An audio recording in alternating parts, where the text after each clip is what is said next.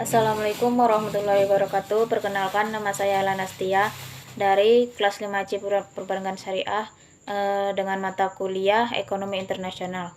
Baiklah, di sini saya akan menjelaskan teori Adam Smith, yaitu Absolute Advantage, dan teori komparatif dari David Ricardo.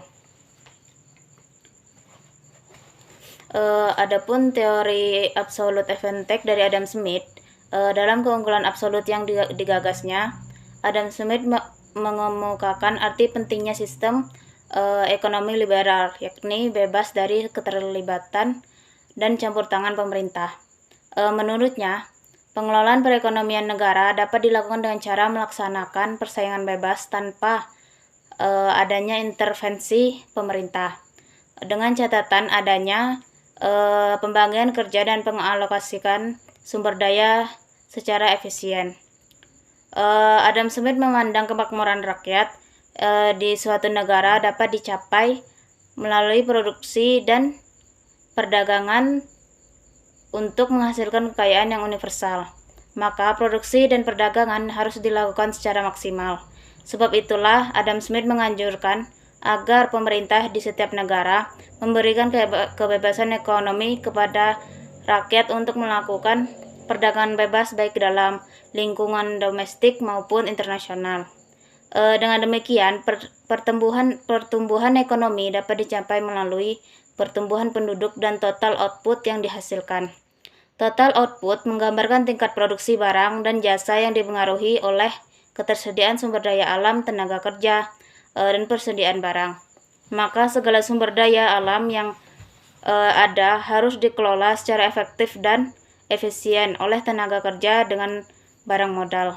Dengan pertumbuhan output yang maksimal akan mampu menghasilkan keuntungan yang maksimal pula. Dalam teorinya, Adam Smith mengungkapkan bahwa keuntungan absolut dapat diperoleh suatu negara apabila berhasil membuat biaya produksi barang lebih murah dibandingkan dengan negara lain.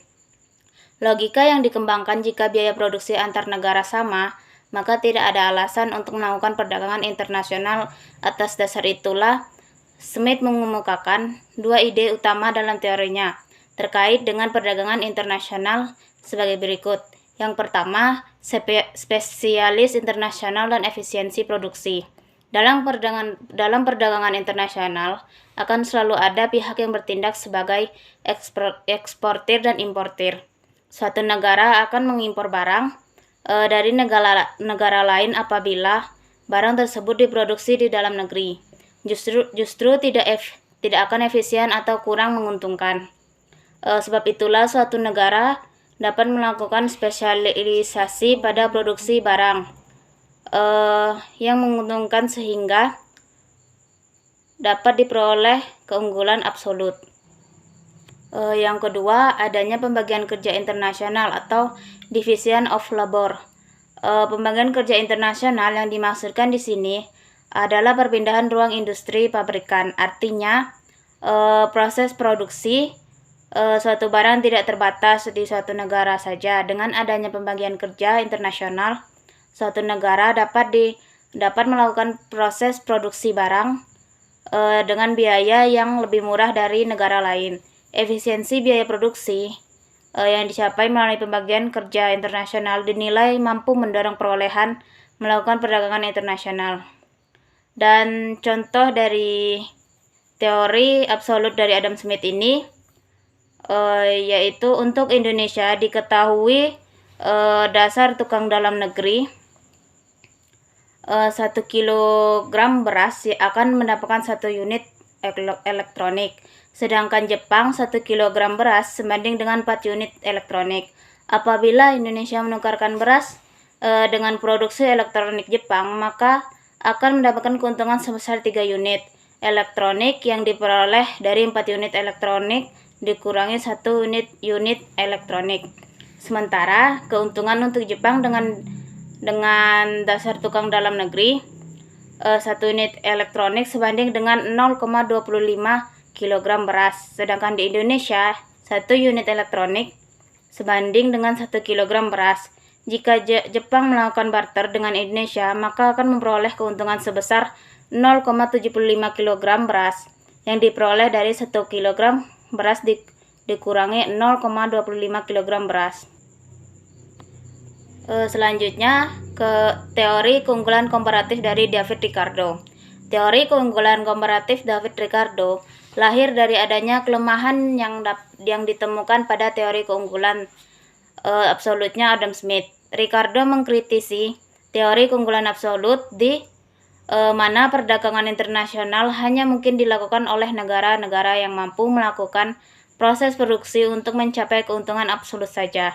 Teori dari Adam Smith tersebut seolah hanya berlaku bagi negara-negara yang mampu melakukan spesialis produksi barang.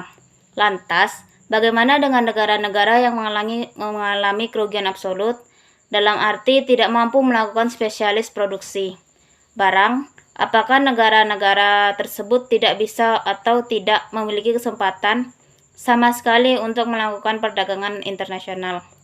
Atas dasar kelemahan-kelemahan itulah, David Ricardo mengemukakan gagasan baru dalam lingkup perdagangan internasional berupa teori keunggulan komparatif. Menurut Ricardo, negara yang tidak memiliki keunggulan absolut bisa ikut terlibat dalam perdagangan internasional yang spesialisasi produksi barang yang memiliki biaya relatif lebih rendah dibandingkan negara lain. Sebab negara yang berhasil memproduksi barang dengan harga relatif lebih murah memiliki keunggulan komparatif. Adapun teori keunggulan komparatif ini bisa diterapkan dengan menggunakan asumsi sebagai berikut. Perdagangan yang pertama, perdagangan internasional hanya dilakukan di antara dua negara. Yang kedua, objek barang atau komoditi yang diperdagangkan hanya dua jenis saja. Yang ketiga, setiap negara hanya memiliki 2 unit faktor produksi saja. Yang keempat, skala produksi bersifat content return atau to scale, yang artinya harga relatif barang komoditas tersebut sama pada berbagai kondisi produksi. Yang kelima, berlaku teori nilai tenaga kerja atau labor theory of value, yang menyatakan harga barang sama dengan atau dapat dihitung dari jumlah jam kerja tenaga kerja yang digunakan dalam proses produksi barang tersebut. Dari berbagai asumsi tersebut, keunggulan komparatif terjadi apabila suatu negara mampu melakukan proses produksi barang dengan biaya tenaga kerja yang lebih murah dibandingkan dengan biaya tenaga kerja di negara lain. Contoh studi kasus ini yaitu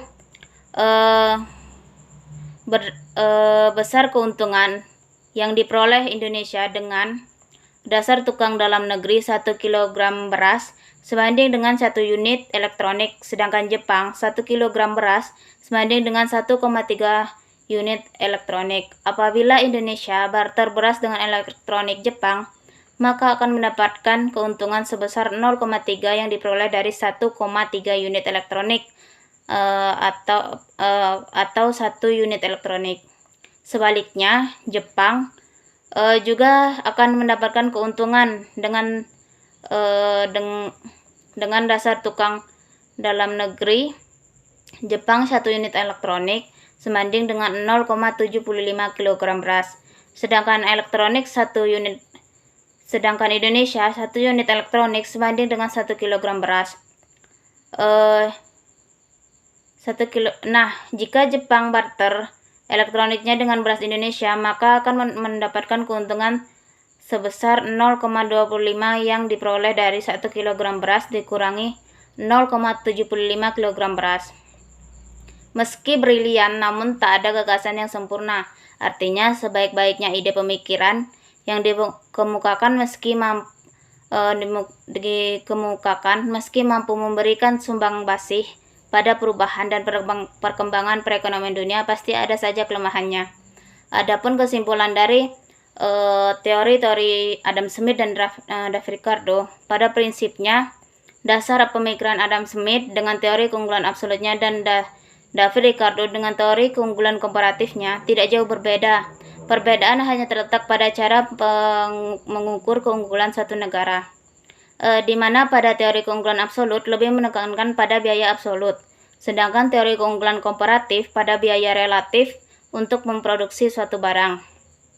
Baiklah, Mungkin hanya itu saja yang dapat saya sampaikan. Lebih dan kurang saya mohon maaf. Saya tutup dengan wabillahi taufiq wal hidayah. Wassalamualaikum warahmatullahi wabarakatuh.